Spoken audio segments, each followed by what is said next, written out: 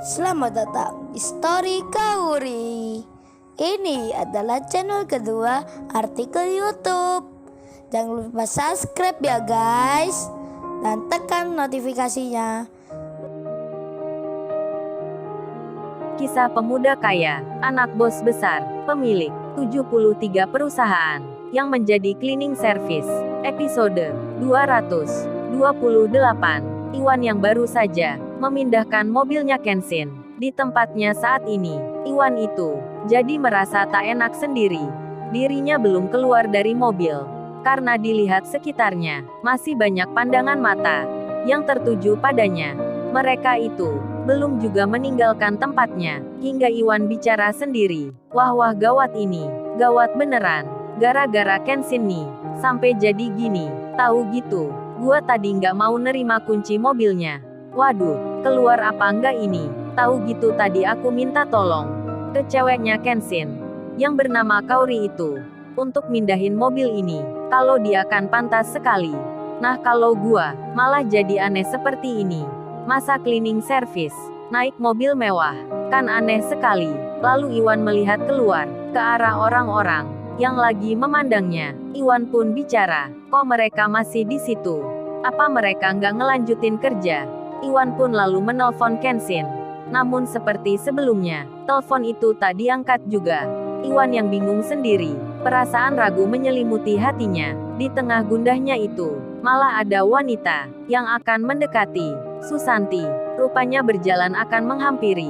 Nampaknya ia terpesona sekali dengan kejadian seperti ini. Sampai dirinya lupa akan sikapnya selama ini yang merendahkan Iwan. Tak berselang lama, Susanti pun datang. Iwan terkejut dibuatnya. Susanti yang tiba-tiba di dekat pintu kemudi. Ia pun bicara menyapa sambil tersenyum manis. Susanti berucap, "Hei Iwan, kamu kok bisa naik mobil Lamborghini ini? Kok lu nggak kasih tahu aku sih Wan dari kemarin tentang mobil ini yang ternyata ada hubungannya dengan kamu? Kan jadinya aku nggak heran kayak gini." Mendengar hal itu, Iwan pun terkejut karena mantan ceweknya ini yang tiba-tiba kesini bicara lagi ke dirinya dengan muka yang ceria. Iwan itu langsung menjawab, "Maaf Santi, mobil ini bukan aku yang punya. Kerjaku aja cleaning service. Masa bisa punya mobil?" Susanti pun mendengar jawaban Iwan yang menjelaskan ini bukan miliknya. Namun hal itu tak jadi masalah. Susanti yang mabuk kepayang, entah ada apa dengannya, sampai dirinya lupa akan cowoknya yang di dalam. Susanti itu malah berkata dengan bahasa yang manja, "Masa sih Wan? Tapi kok kuncinya ada di kamu ya? Kamu pun mengemudikan ini. Serasa cakep lo dirimu Wan." Lalu ia melanjutkan, "Oh iya, apa boleh ya? Entar kalau pulang, kita pulang bareng. Bisa nggak ya itu? Sekali-kali aku dianterin dong sampai ke rumah gitu. Sekalian entar jalan-jalan." Wats. Waduh, Iwan digoda Susanti. Bener-bener deh prediksi Kenshin. Tebakannya, di hari kemarin, akurat sekali, saat Kenshin bicara, menyuruh Iwan agar membawa mobilnya pulang. Pasti Susanti akan datang. Si Iwan kini menyadari, teringat pula akan hal itu. Iwan pun lalu menjawab tanya Susanti. "Maaf sebelumnya ya Santi, aku masih belum tahu nih. Kan ini bukan milikku." Kemudian, terdengar suara dari belakang. Susanti dipanggil temannya. "Hei Santi, kamu kok langsung ke sini? Apa kamu kenal ya sama pemiliknya?" Susanti pun menjawab, "Iya nih kebetulan teman dekat." Sambil mukanya tersenyum-senyum, Susanti itu bicara, menjelaskan ke temannya. Sementara, di saat itu juga, di antara orang-orang yang memperhatikan Iwan, rupanya Kaori ada di situ. Kaori pun melihat dari tempatnya seorang wanita yang menghampiri Iwan. Kaori itu memperhatikan, sembari sedikit tersenyum. Lain Kaori lain pula Angelika. Dirinya yang lagi sok berat, karena baru saja mengetahui suatu hal yang tak disangkanya. Cleaning service yang kerja di sini ternyata tuan muda, pemilik perusahaan. Angelika pun merasa takut jadinya. Perasaan was-was menghinggapi hatinya.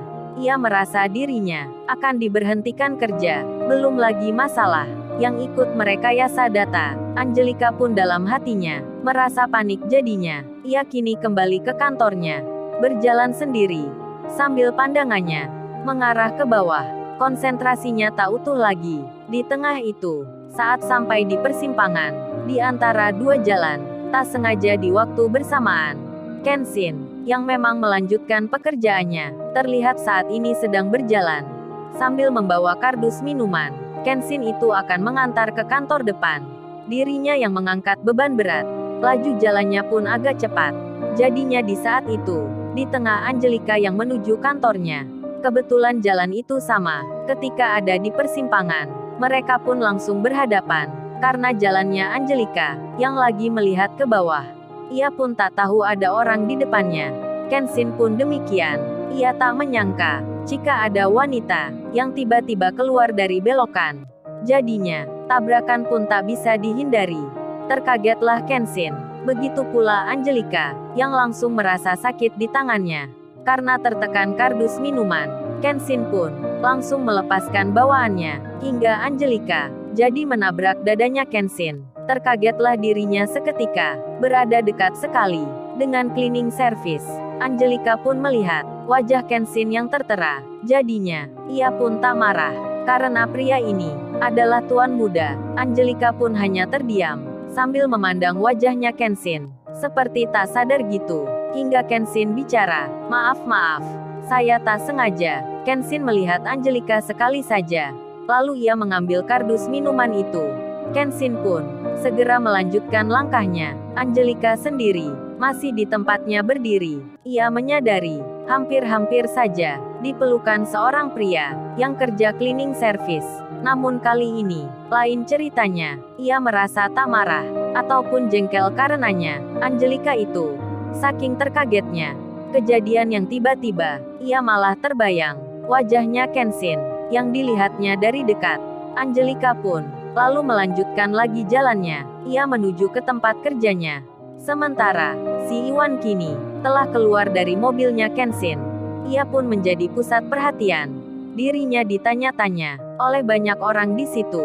Iwan pun hanya menjawab, "Itu mobil milik temannya." Berjalanlah waktu. Jam istirahat telah tiba. Bos besar yang di kantor pusat telah merampungkan rapatnya tentang keputusan yang akan diambil pada perusahaan yang saat ini dipimpin oleh Pak Tirta itu.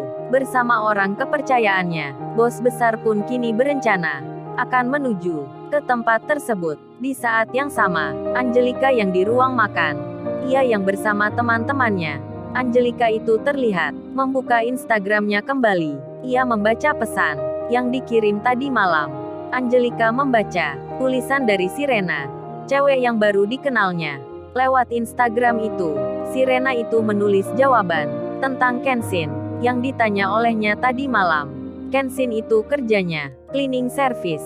Jadinya, Angelika itu merasa memang beneran cowok itu kerjanya seperti itu. Di tengah hal yang demikian, Angelika pun terbayang kejadian yang baru saja, dirinya yang hampir-hampir jatuh di pelukan cleaning service. Bukannya merasa risih seperti hari-hari sebelumnya, Angelika itu malah aneh kini. Dirinya tersenyum di hati, meski tak ada yang mengetahui. Hingga jam kerja pun dimulai. Aktivitas berjalan lagi. Pak Tirta panas dingin rasanya. Ia menunggu di kantornya sendiri akan bos besar yang datang ke sini. Lalu, bagaimana kisah selanjutnya? Subscribe channel ini untuk episode berikutnya. Terima kasih.